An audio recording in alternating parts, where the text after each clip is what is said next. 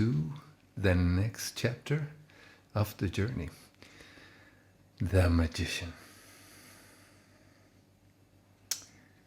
Here I have the Marseille Magician. As I told you before, I think the Marseille is kind of the closest to the original card that we have, and I like to start there as a foundation. You have to think about something very interesting. Some guy in the 1700s, I think, I'm pretty sure, visited a friend and found a pack of tarot cards and decided he had found the key to all the mysteries. Now, the cards have been around for 300 years before that as a game.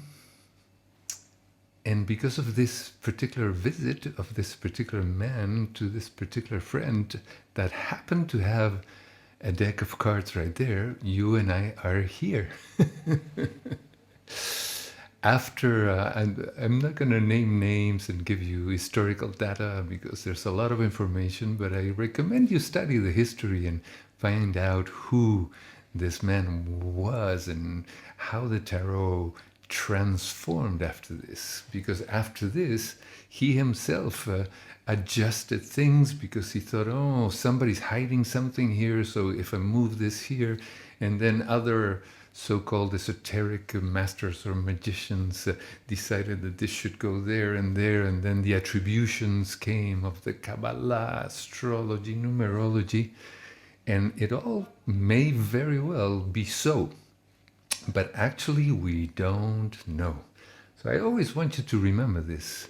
These are layers and layers and layers of interpretation, and they all will feed into your feel for the cards. This is all very useful stuff. But stay with your intuition, stay with your heart. What do you see when you see the card of the Magician? Of course, it's a bit of a mystery, right? I mean, because what we see there, the battleur, doesn't even mean magician, right? The Magician is a modern version of this, because we go from this to, for instance, this is my tarot of sexual magic. Now these two are very, very different characters, aren't they? And I don't have the White Smith here, but I kept it in my iPad for you to see and have a comparison. And you can see, sorry for the light of the iPad, the difference in the spirit and the frequency, the vibration of the card. Now, the common things, what are the common things of all these cards? That, of course, derive from the original card. He has a table. In the table, you have 3 legs, not 4, but 3. So, right there, it tells you something is hidden. I'm seeing 3 out of 4, something is hidden. And he has all the elements of the tarot in terms of elemental attributions. The wands correspond to fire. That is also an interpretation, so it's up to you whether you agree with that or not. The cups are water. The swords, in this case, he has knives on the table, become air. And the coins, one of which he has in his hand, become earth. So how does that work? Why are the swords mind? And why is mind air? From a Buddhist perspective that I hold very strongly, the sword is that which cuts.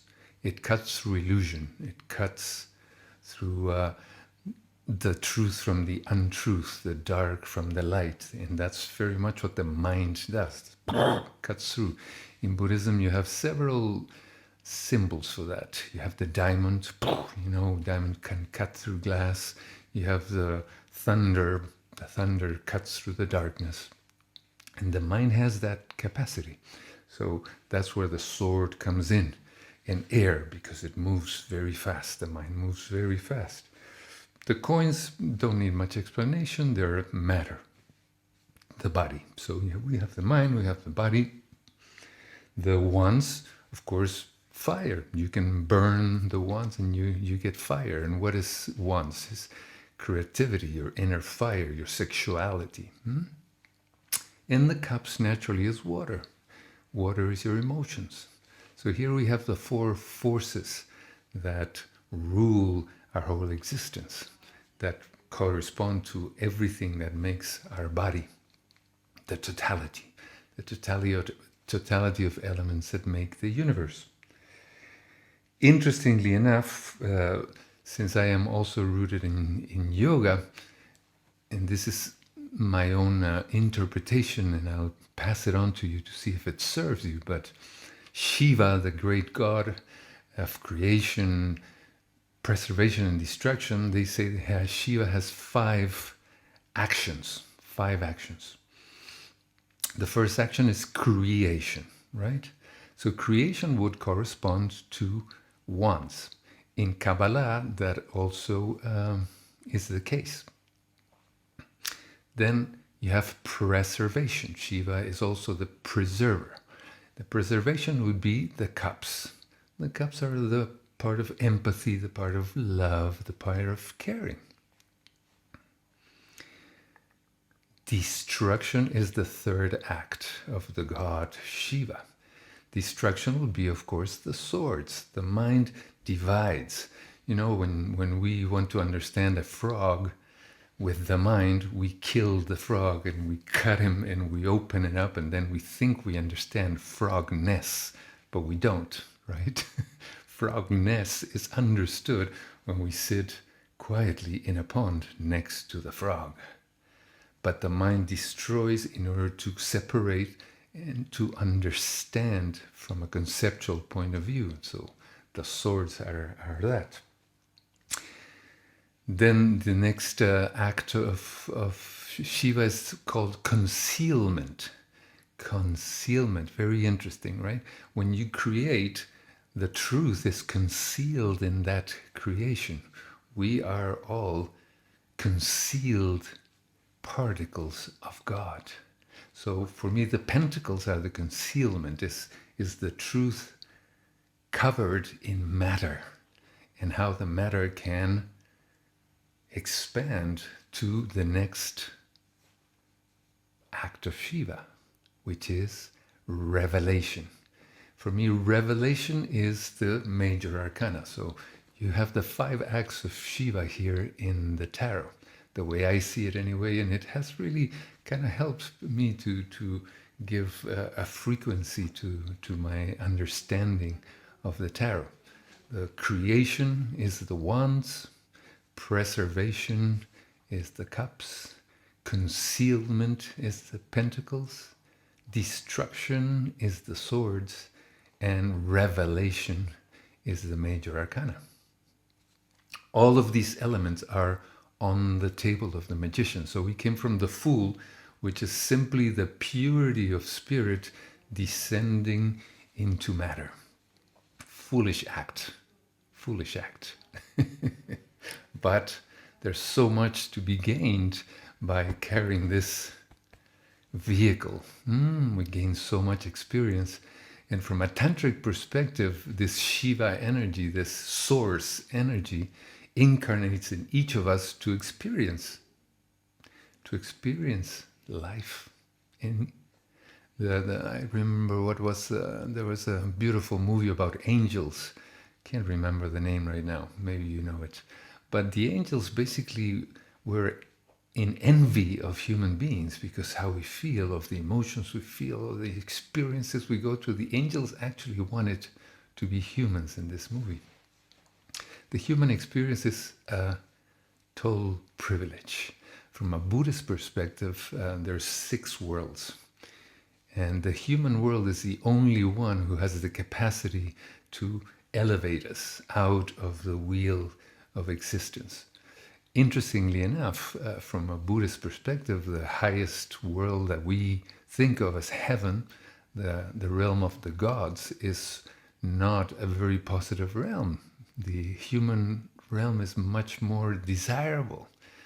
the level of the gods is because of the good karma that you made, and you go to the realm of the gods. But in the realm of the gods, you're just so comfortable that you don't work on your own evolution, and when that good karma finishes, you descend inevitably. We see that in human world, don't we? The people who are very, very wealthy, there's a tendency there to lose the will to evolve. It's just very comfortable, and you fall into your comfort zone and never come out of your comfort zone. And I always joke that it was Mick Jagger who wrote the "I Can Get No Satisfaction" song. That tells us a lot, right?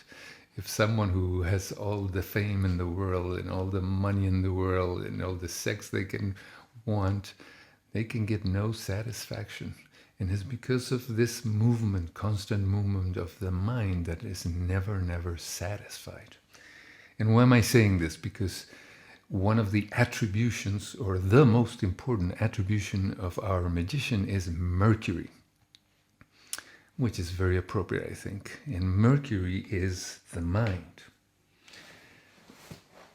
In some of the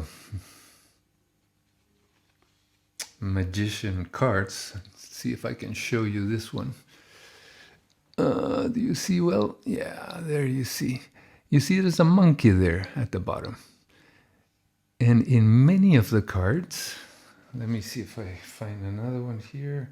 Well, here's the Crowley's version of the magician, and you see there at the bottom a monkey again. And I think I have another one. Yes, I have another one. The Magus. And here are the two monkeys at the bottom of the card. Again, if we go back to the Buddhist perspective, it's very often that we call the mind a monkey. And that's what Mercury does, right? It moves very fast, and the mind can create all kinds of illusions. And here we have the magician creating illusions. And the idea here is that once we descend from spirit, then we have the essence of the magician is the will, the capacity for manifestation.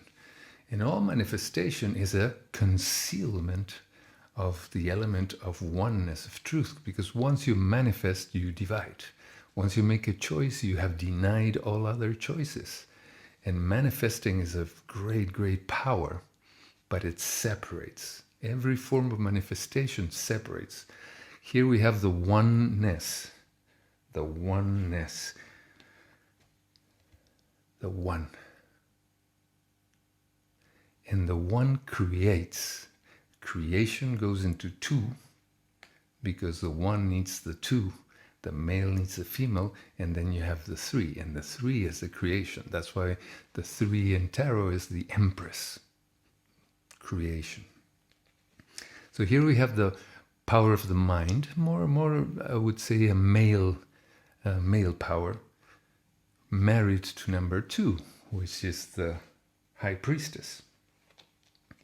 Now, if you see these two cards, they are both looking to the same side. They're not looking at each other.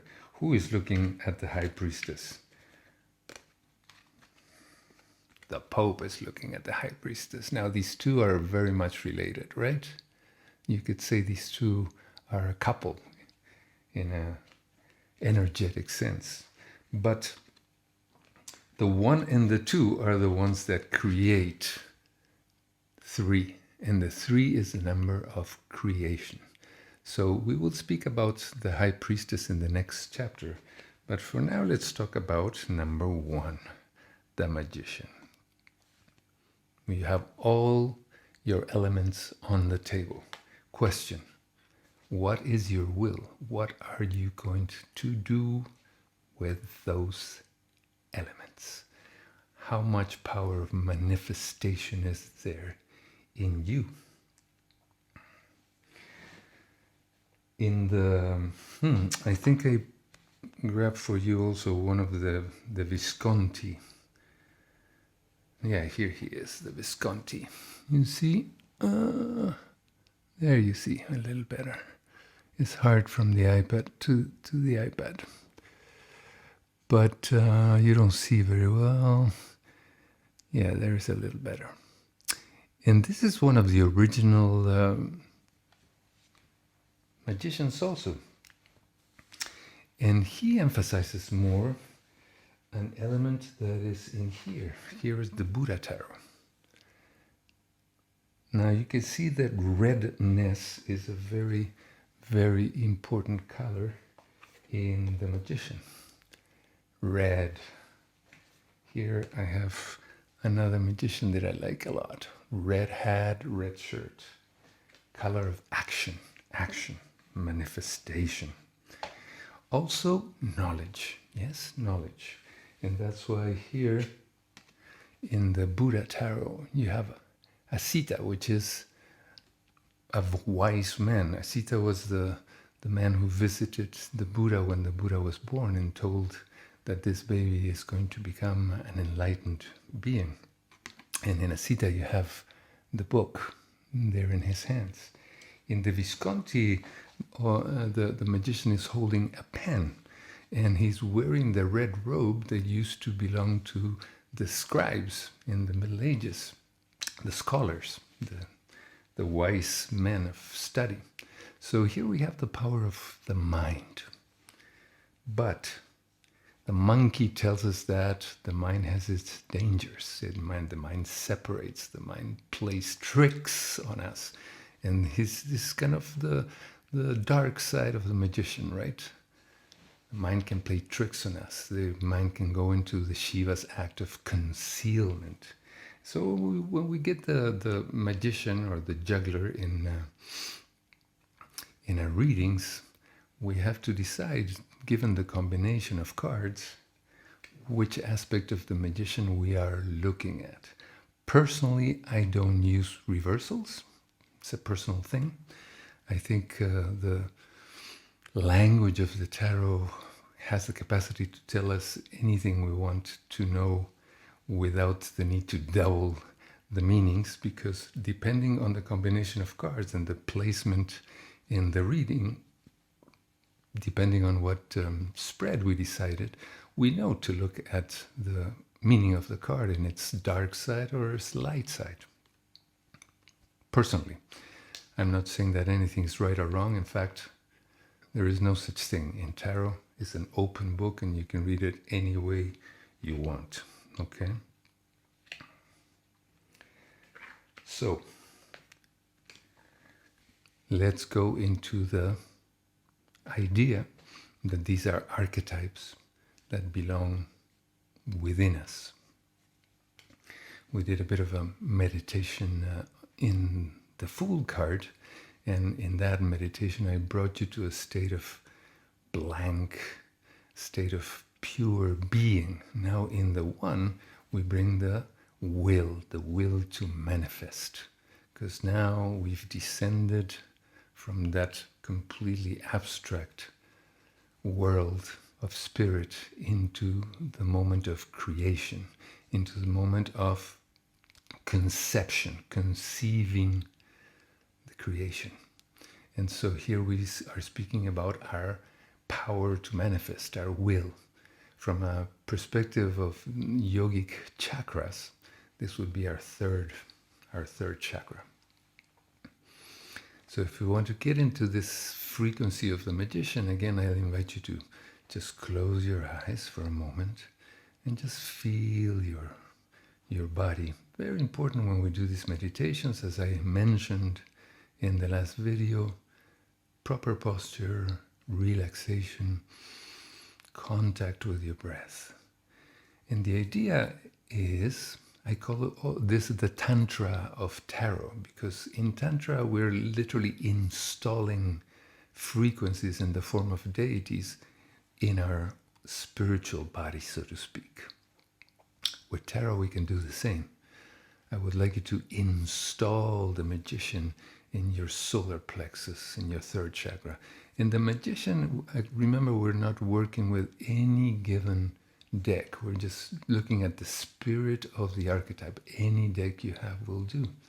You can visualize the magician in that deck or anything else that may represent for you this power to manifest, and really feel it inside of you. Really feel that inner solar energy, your own power to manifest. A lot of us nowadays, with the situation in the world, are feeling fearful and powerless. So the power of the magician can be very, very helpful as an archetype for us to embody our strength, our vision, our quality of manifester, our clarity of thought.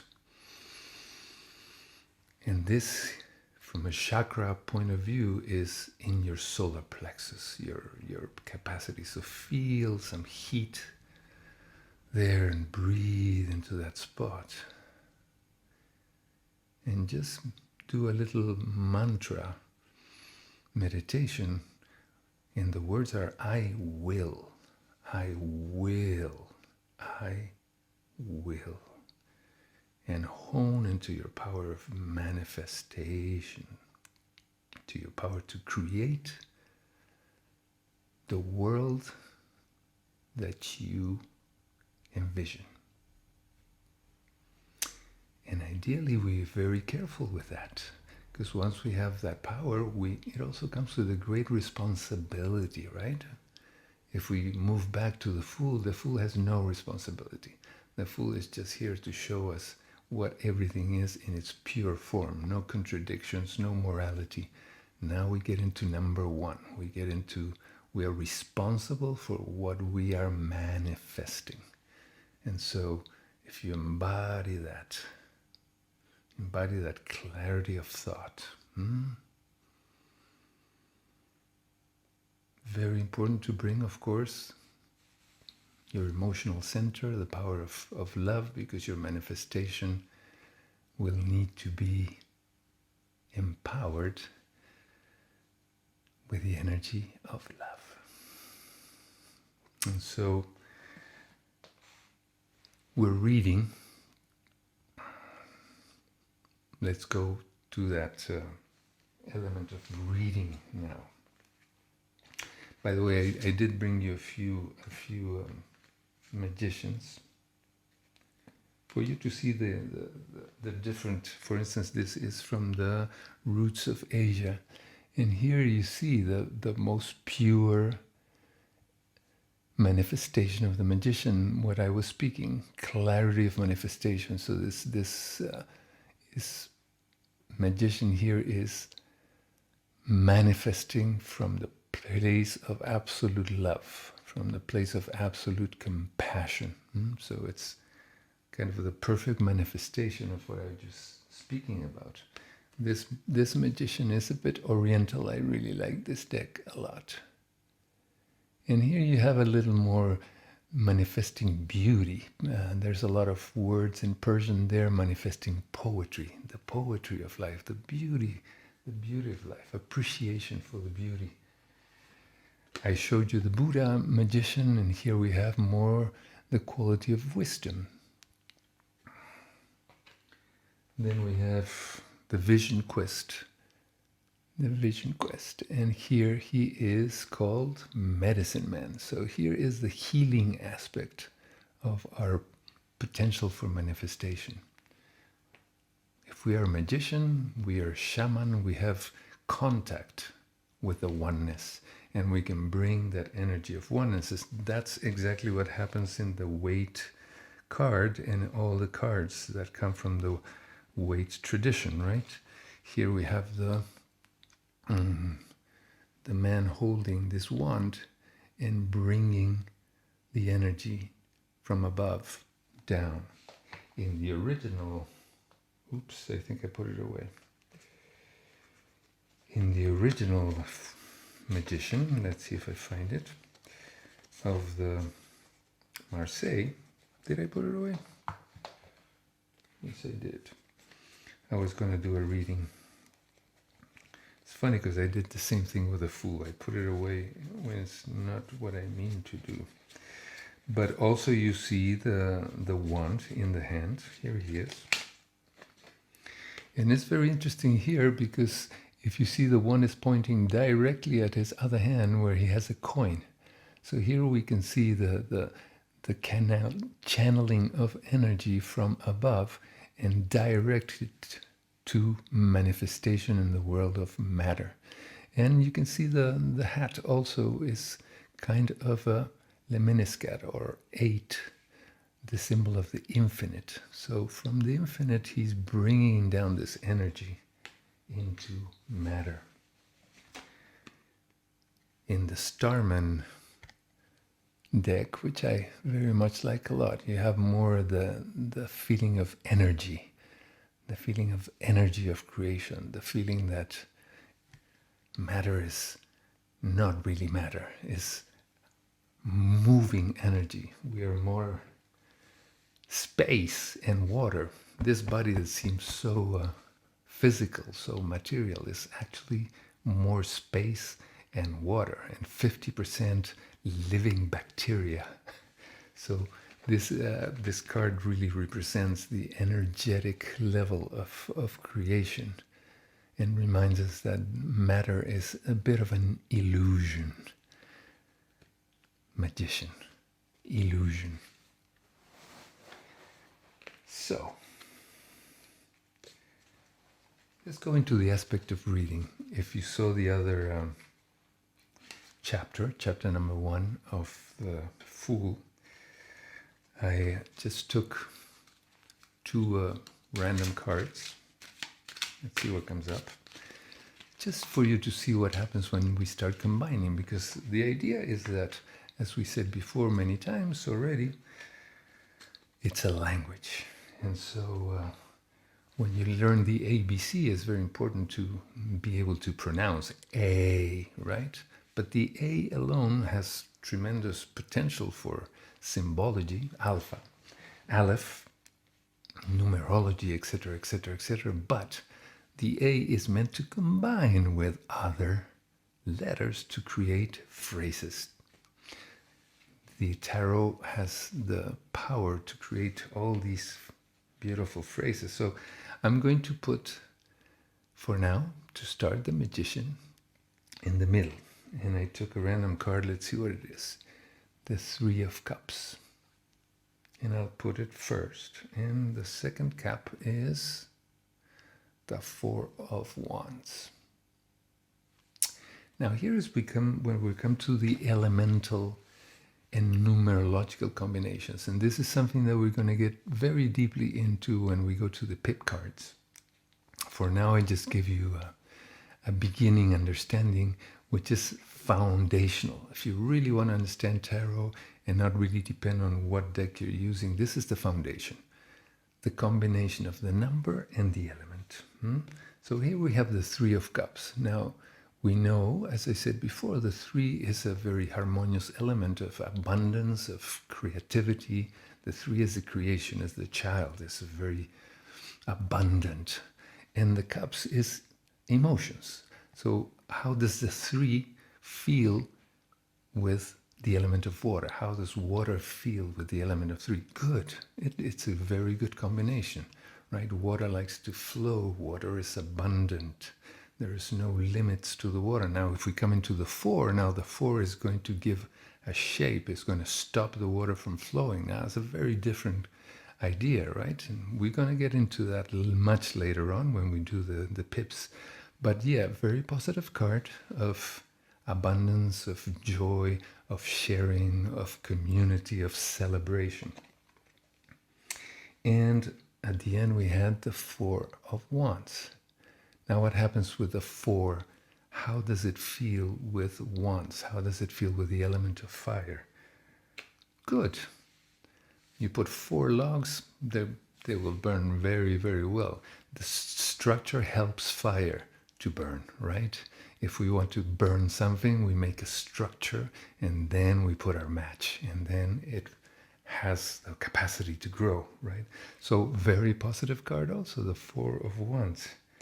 It's a card that has been said to represent marriage, also celebration.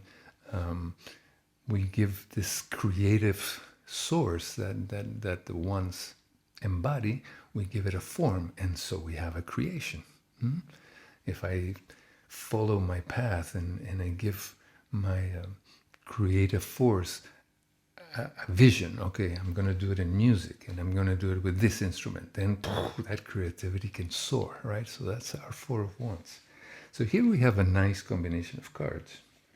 We start with the Three of Cups. Of course, the meanings will also change depending on the question we asked. Here we are doing a very general reading, but as I did before, it's like, okay, tell me something about this moment, about what I need to know. And I start with the Three of Cups. It's telling me that this work that we're doing together and this thing that I'm doing here is a creative way for me to get this energy, a creative way for me to commune and communicate with you.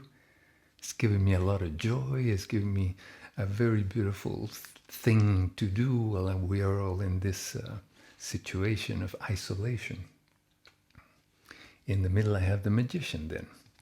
The Magician tells me that my creative force of the Three of Cups has a great deal of potential for me to decide what am I going to do with it. And remember, we brought the feeling of responsibility. For me, that means service. That everything we do has a spirit of service in it. And that's why I decided to do these videos and share them with the world. You know, I could have thought of making, as a lot of people do, it's nothing wrong with it, a business of it and sell courses and stuff. But I think this kind of knowledge is beautiful to just share it. Because, you know, there is no truth per se. It's all movement, interpretation, sharing, evolution. That's why the tarot has evolved so much, because of this kind of energy that we are all sharing. And the last card would be the Four of Wands. The Four of Wands tells me that it's a beautiful way of all of us coming together and creating something really beautiful that we can all share in a spirit of celebration, in a spirit of love. So really nice cards. Now with the Fool, we did an interesting thing for me to show you how the meaning can subtly change if you change the actual order of the cards. So let's do one of these changes of order in order not to be too long. Let's say that we start with the Four of Wands. So if I started with the Four of Wands, then it means that that situation is already there. So the Four of Wands means that I started from a place of great success with what I do, that I have a community of people around me that are supporting, that I've done something with that creativity. And that creativity has led me into the Three of Cups. That creativity has connected me with people, allowed me to create a community around me, has given me a lot of joy. Also very true. Huh? And the last card is the Magician, and that tells me that this process of having worked on my creation and created something very valuable that brought in community and love and connection has led me to a place where I have all the elements at my disposal to keep creating, to really channel my will into further creation with a feeling of sharing and responsibility. I am empowered by this process to create more, to expand. Very nice reading. Very nice reading. We'll see what other cards come up in future readings, but I just wanted to give you an example that the frequency of a reading is more or less the same with 3 cards, but if we change the order of them, the subtleties will change quite a bit. So this is that for today. I hope this serves you well. If you enjoy it, please subscribe I will be putting ideally 2 cards per week until we complete the whole deck. And then we're going to speak specifically about elements such as numerology, Kabbalah, etc., etc. So, have a beautiful day, night, morning, whatever it is that you are in this moment right now, and stay in touch. Bye-bye.